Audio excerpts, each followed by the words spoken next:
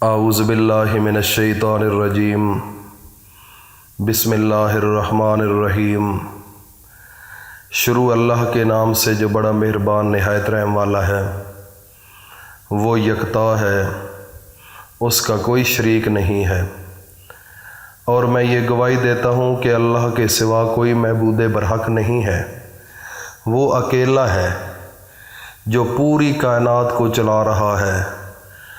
اور میرے بھائیوں اور دوستو، میرا اللہ وہ اللہ ہے جس نے زمین کو پانی کے اوپر کھڑا کیا ہوا ہے، اور 4 دن کے اندر زمین کو بنا دیا، اور اس کے بعد 2 دن کے اندر 7 آسمان سورج چاند ستاروں سے مزین کر کے تیار کر کے 2 دن لگے۔ تو اتنی بڑی طاقت کا سرچشمہ میرا اللہ ہے، تو اس اللہ کو انسان بھول جائے تو پھر کیا کہنے انسان کے۔ اور میں یہ گواہی دیتا ہوں کہ حضرت محمد صلی اللہ علیہ وآلہ وسلم اللہ کے بندے، اس کے رسول اور آخری نبی ہیں۔ اے میرے اللہ، میرے نبی حضرت محمد مصطفیٰ صلی اللہ علیہ وآلہ وسلم پر اور ان کی آل پر اور ان کے تمام صحابہ اکرام رضی اللہ تعالی عنہم اجمعین پر اور تمام امت مسلمہ پر، اور بالخصوص جو لوگ اس چینل پر موجود ہیں، میری مائیں بہنیں بیٹیاں، ان سب پر میرے اللہ اپنی خاص رحمتیں، برکتیں اور سلامتی نازل فرما۔ میرے بھائیوں اور دوستو، میری ماؤں بہنوں بیٹیوں، علامہ اقبال اس نے قرآن مجید کی ایک آیت کا ترجمہ کیا اور اس کی شاعری بنائی۔ وہ شاعری کیا ہے؟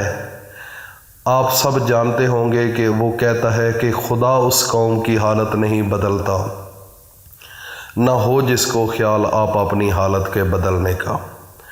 میرے بھائیوں اور دوستو، علامہ محمد اقبال نے قرآن مجید کی ایک آیت کی ٹرانسلیشن کی اور شاعری کی شکل میں پیش کی، اور یہ بتا دیا کہ لوگوں، جب تک تم خود محنت نہیں کرو گے، جب تک تم خود اپنی منزل کو تلاش نہیں کرو گے، جب تک تم خود محنت کے بعد اپنی رات دن سٹرگل نہیں کرو گے، کوشش نہیں کرو گے، تو کامیابی آپ کو نہیں مل سکتی۔ میرے بھائی اور دوستو، گھر بیٹھ کر اگر آپ چاہیں گے کہ میں اتنا بڑا انسان بن جاؤں تو یہ ناممکن بات ہے۔ آپ کو کسی اچھے کالج میں جانا پڑے گا، کسی اچھی یونیورسٹی میں جانا پڑے گا، کوئی ڈگری لینی پڑے گی۔ تو جب محنت کرتے ہیں تو اس کے بعد پھر اللہ پر چھوڑ دیتے ہیں۔ ایسے تو نہیں چھوڑ سکتے۔ اگر ایک کوئی بھی زمین اس کو تیار کیا جاتا ہے، پھر اس میں بیج ڈالا جاتا ہے، تو پھر اس کے اوپر سارا نظام ہے، پانی دیا جاتا ہے، اس کی کیئر کی جاتی ہے۔ تو جب آپ اپنی ذمہ داری پوری کر لیتے ہو تو پھر اللہ پر چھوڑ دینا چاہیے۔ پھر دیکھتے ہیں کہ اللہ اس میں کیا پھل لگائے گا، آپ کی محنت رائے گاں جائے گی یا اس کی محنت جو ہے وہ اللہ پاک اس کا اجر دیں گے۔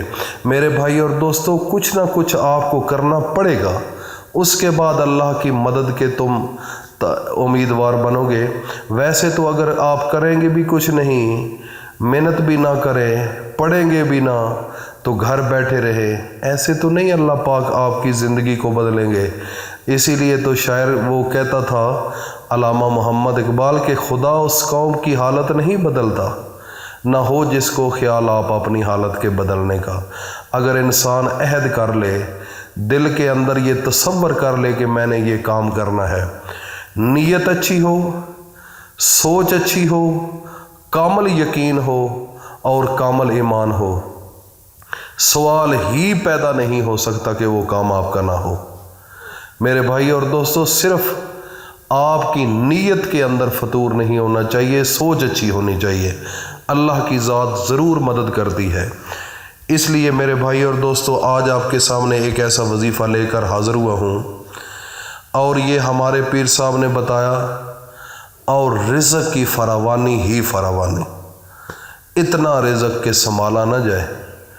اس دور کے اندر جس انسان نے محنت نہیں کی، स्ट्रगल नहीं की, कोशिश नहीं की, पॉजिटिव सोच नहीं पैदा की जिस्म के अंदर, दिमाग के अंदर, वो कभी कामयाब नहीं हो सकता।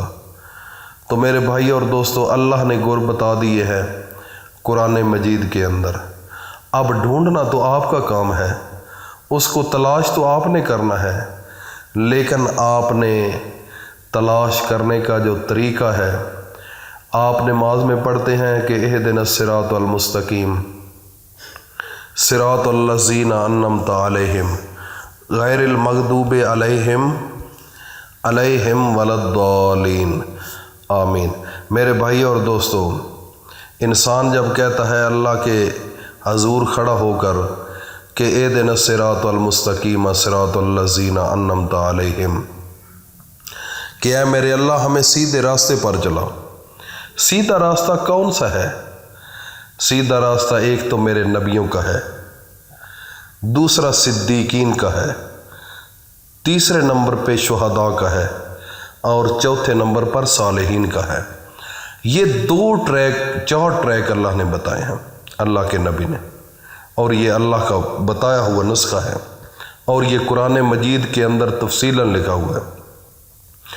अगर आप नबी के रास्ते पर भी ना चले, सिद्दीकीन के रास्ते पर भी ना चले, शुहदा के रास्ते पर भी ना चलें, और सालेहीन के रास्ते पर भी ना चलें, तो कैसे आप कामयाब होंगे? मेरे भाई और दोस्तों, आपको फिर सही रास्ता नहीं मिल रहा, फिर आपकी मेहनत वो रायगां जाएगी। तो इसलिए हम जब भी आपको कहते हैं कि इजाज़त लेकर किया करो कोई भी वजीफ़ा, तो उसके पीछे एक ताकत होती है, एक पावर होती है, फिर उसका सिला रब देता है। मेरे भाई और दोस्तों, वजीफ़े की जानब चलते हैं। तो वजीफ़ा बताने से पहले मैं इल्तमास करता हूँ कि जो नए लोग हैं, जिन्होंने अभी तक चैनल को सब्सक्राइब नहीं किया, वो फौरी कर लें, और साथ बेल आइकन को भी प्रेस कर दें, ताकि हर नई आने वाली वीडियो का नोटिफिकेशन भी आप तक पहुँचता रहे।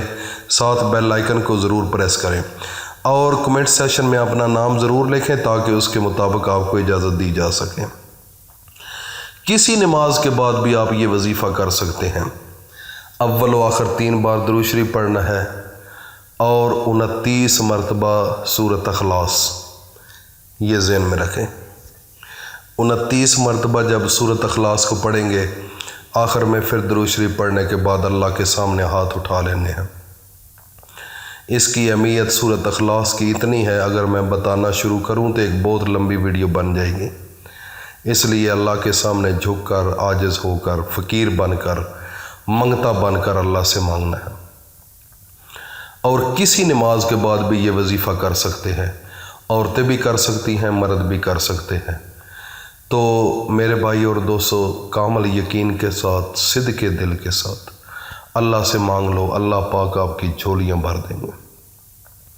इतना रिज़्क मिलेगा, इतना रिज़्क मिलेगा कि आप तसव्वुर भी नहीं कर सकते। एक हमारे पीर साहब ने जब ये बताया, तो एक आदमी ने बड़े सिद्ध के दिल से किया, तो उसने अपनी लाइफ को चेंज कर लिया। तो मेरे भाई और दोस्तों, ये ख़ुद भी अमल करो। खुदा उस कौम की हालत नहीं बदलता, ना हो जिसको ख्याल आप अपनी हालत के बदलने का। खुद सच्ची नीयत के साथ करो, और इसको सदका जारिया समझ कर दोस्तों में ज़रूर शेयर करो। अल्लाह पाक हम सब का हामी और नासर हो। अस्सलामु अलैकुम व रहमतुल्लाहि व बरकातुहू।